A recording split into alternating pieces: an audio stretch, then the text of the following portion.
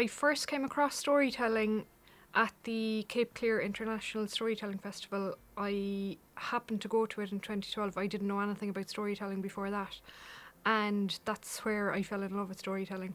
I just love listening to stories especially. And from there, I went back to it a few times and I realised there wasn't a lot of storytelling happening in Cork at that time.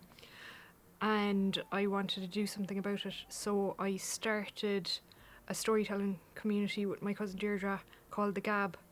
And the Gab is a community of storytellers and people who love listening to stories.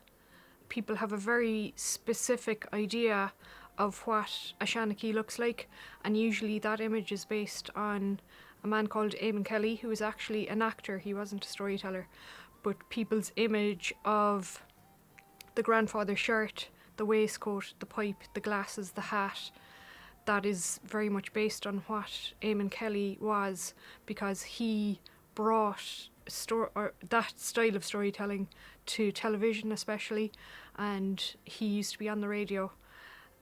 I think it was every Sunday evening, and his stories were scripted, and he used to act out his story. He used to act the part really of a storyteller or a seanachaí, and then he used to be on the television as well, so people's image of what a traditional Irish seanachaí or storyteller should look like is basically Eamon Kelly, and a lot of people have imitated that over the years.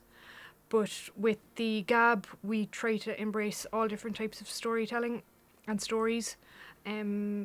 So we have some traditional Irish stories, we have contemporary stories, we have personal stories, and then we have kind of a broad range of international storytelling as well, not just Irish. The future of Irish storytelling, I see it becoming a lot more diverse and inclusive, because Ireland today is a much more diverse and inclusive place.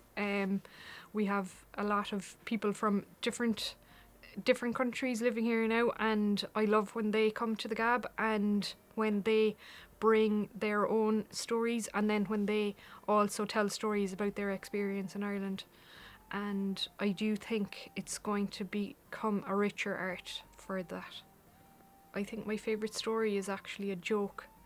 And when I went to the Cape Clear International Storytelling Festival in 2012, I heard Deirdre O'Mahony telling this story about the swallow, and it's kind of just a long version of a joke because it has a punchline at the end.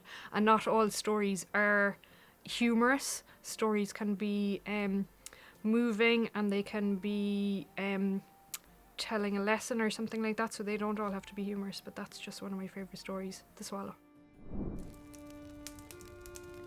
You have been listening to The Digital Hearth.